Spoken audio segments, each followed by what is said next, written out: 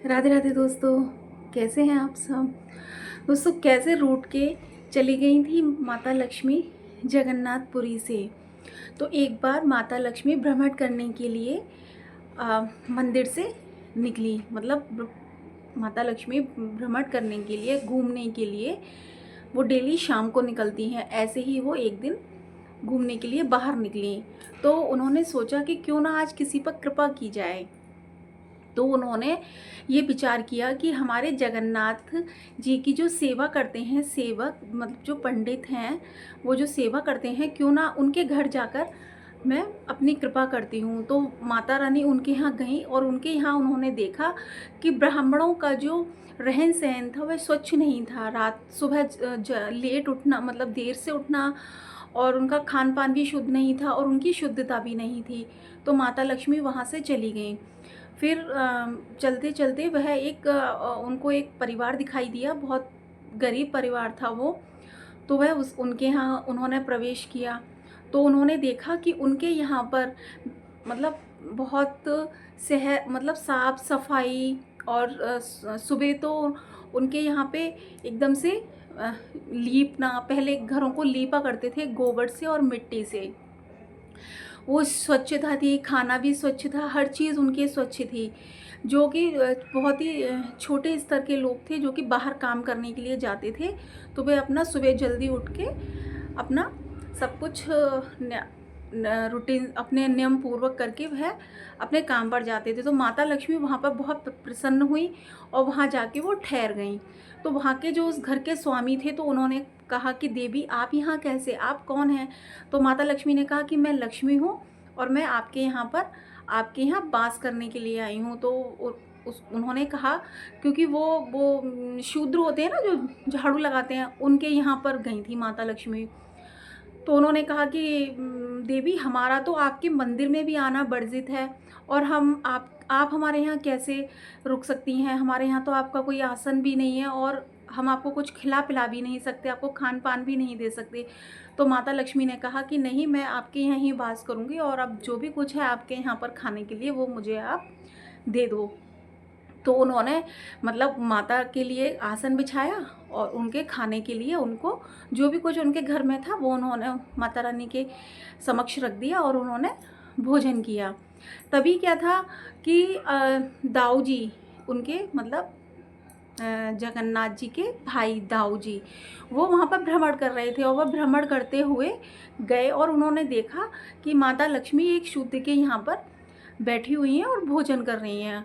वो ये देखकर अपने लौट आए और अपने महल में लौट आए, और वहाँ पर आकर उन्होंने जो है आकर अपने जगन्नाथ भगवान से उन्होंने मतलब रुष्ट होकर बैठ गए। उन्होंने कुछ नहीं बोला। तब माता लक्ष्मी आई। माता लक्ष्मी का डेली का नियम था कि वे जगन्नाथ भगवान के लिए, अपने प्रभु के लिए वहाँ पे डेली रसोई बनाती थी।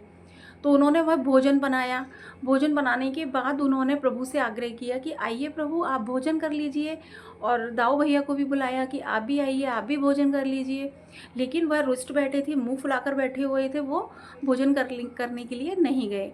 तब कान्हा ने सोचा, कान्हा मतलब जगन्नाथ भगवान का कान्हा जी के ही दूसरे रूप हैं। तो उन्होंने कहा कि चलो दाऊ जी, चलो भैया, अपना भ्राता भोजन कर लेते हैं चल के। तो उन्होंने कहा कि नहीं, मुझे भोजन नहीं करना। तो उन्होंने कारण पूछा कि आप भोजन क्यों नहीं कर रहे हैं। तो उन्होंने कहा कि देखो, माता लक्ष्मी को तो ऊंच नीच का कोई मतलब भेद ही नहीं है, स्वच्छता का अस्वच्छता का कोई भेद ही नहीं है, ये तो कहीं पर भी अपना भोजन करने के लिए बैठ जाती हैं। इस तरीके से सारा व्यवधान उन्होंने प्रभु को बताया। लेकिन माता लक्ष्मी को कुछ भी नहीं पता था। उन्होंने भोजन लगाया, उन्होंने कहा उनसे, उन्होंने नहीं किया। तो कान्हा जी ने भी बोला उनको। तो कान्हा जी ने सोचा कि एक तरफ तो देवी हैं, माता लक्ष्मी है, और एक तरफ मेरे भाई हैं, भ्राता हैं मेरे। अगर मैं भोजन कर लूँगा तो ये रुष्ट हो जाएंगे, और अगर ये रुष्ट हो गए तो प्रलय आ जाएगी। तो वह शांत हो गए, क्योंकि वो भी लीला रच रहे थे। उन्होंने भी मतलब शांति से लीला ही रची। उन्होंने कुछ भी मतलब ऐसा नहीं किया जो कि माता लक्ष्मी को मनाया हो और दाऊ जी को भी उन्होंने मनाया हो। वह शांत हो गए। ऐसा ही फिर अगले दिन हुआ, माता लक्ष्मी ने फिर भोजन बनाया, फिर उनसे आग्रह किया कि आप भोजन कर लीजिए, वो फिर नहीं आए। फिर तीसरा दिन हुआ, ऐसे ही 3 दिन हो गए। तब माता लक्ष्मी ने कहा कि मैं डेली प्रसाद बनाती हूँ, डेली भोजन बनाती हूँ, ना ही आप भोजन करते हो प्रभु और ना ही भाई भ्राता भोजन करते हैं। तो उन्होंने कहा कि मतलब उन्होंने फिर उनको बताया उन्होंने कहा कि ठीक है, जब मैं भोजन बनाती हूँ, जब मेरे बनाए हुए भोजन को ही आप ग्रहण नहीं कर रहे तो मेरा यहाँ रहने से क्या लाभ।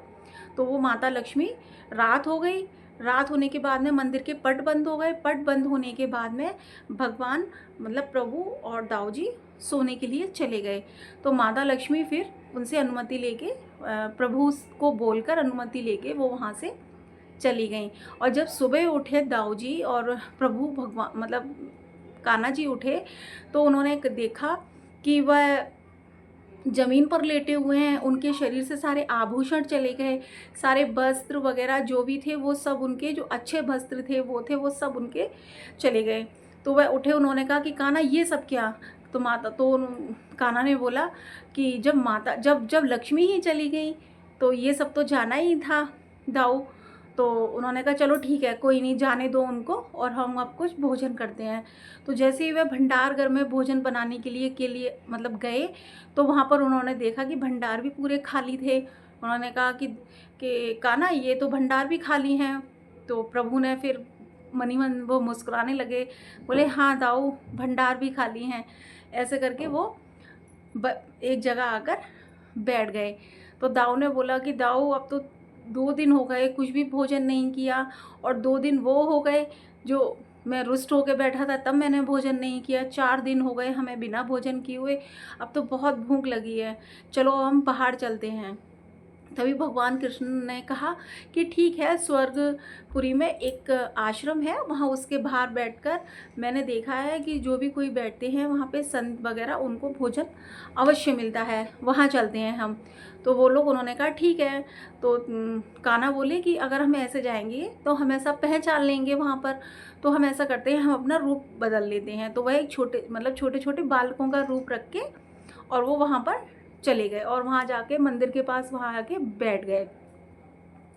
और वह मतलब वहाँ पे सबसे मांगने लगे कि हमें मतलब भिक्षा दे दो। एक कटोरा लेकर बैठ गए और बोले हमें भिक्षा दे दो। जैसे हम लोग करते हैं ना मंदिर के बाहर, मतलब छोटे छोटे बच्चे आ जाते हैं तो हम लोग भी बोल देते हैं कि इतने छोटे बच्चे हो कि तुम ये मांग रहे हो, अपना पढ़ाई करो, ये करो। ऐसे ही सब ने उनसे भी बोला कि तुम इतने छोटे हो और इतने छोटे होकर भिक्षा मांग रहे हो, तुम्हें शर्म नहीं आती। तब दाऊ जी और कान्हा जी फिर बैठ गए। तो उन्होंने देखा कि सामने से एक संत आ रहे हैं, साधु आ रहे हैं।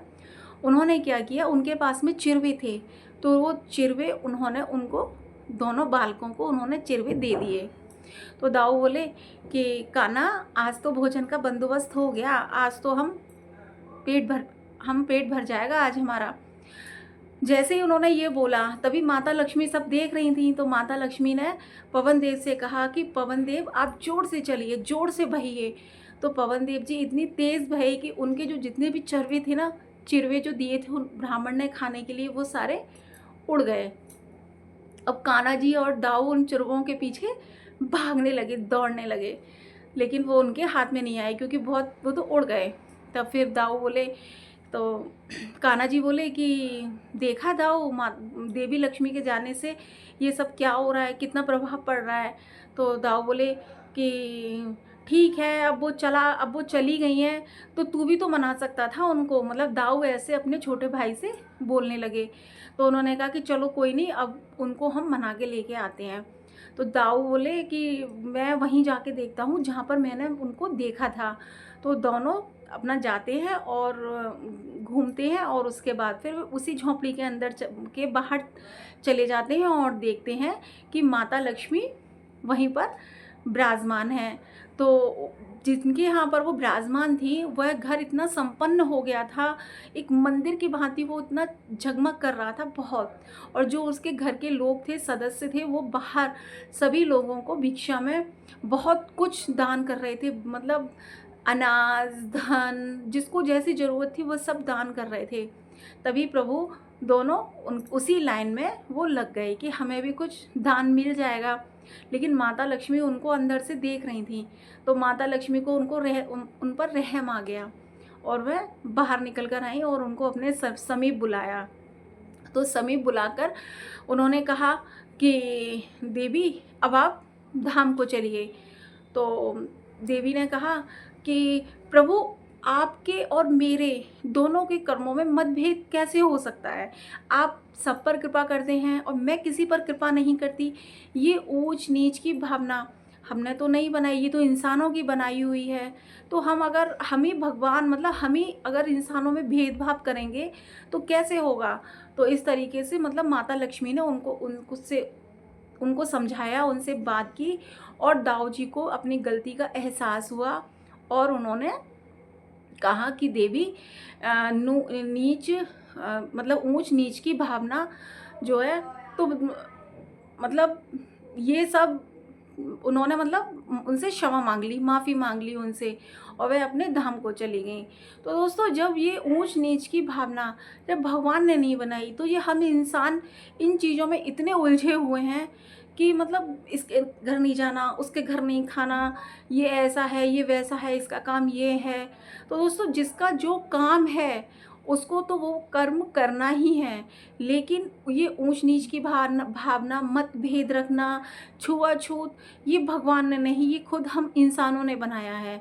जब भगवान के मंदिर में जाना सबके लिए ही उपलब्ध है, अमीर भी जा सकते हैं, गरीब भी जा सकते हैं, छोटी जाति के भी जा सकते हैं, बड़ी जाति के भी जा सकते हैं। जब भगवान सबको एक समान मानते हैं तो फिर हमें भी किसी से इतनी घृणा नहीं करनी चाहिए। सबके साथ में समान व्यवहार करना चाहिए, लेकिन हमको ऐसा व्यवहार भी नहीं करना चाहिए कि सामने वाला हमारी बातों से इतना हृदय से उसको कष्ट हो, हमारी बोलचाल से, हमारी बातों से, मतलब कि वो एकदम से बहुत कष्ट में आ जाए। तो हमें इस तरीके का व्यवहार हमें नहीं करना चाहिए दोस्तों। तो बस राधे राधे का नाम जपिए और श्री प्रभु की महिमा पाइए। श्री राधे।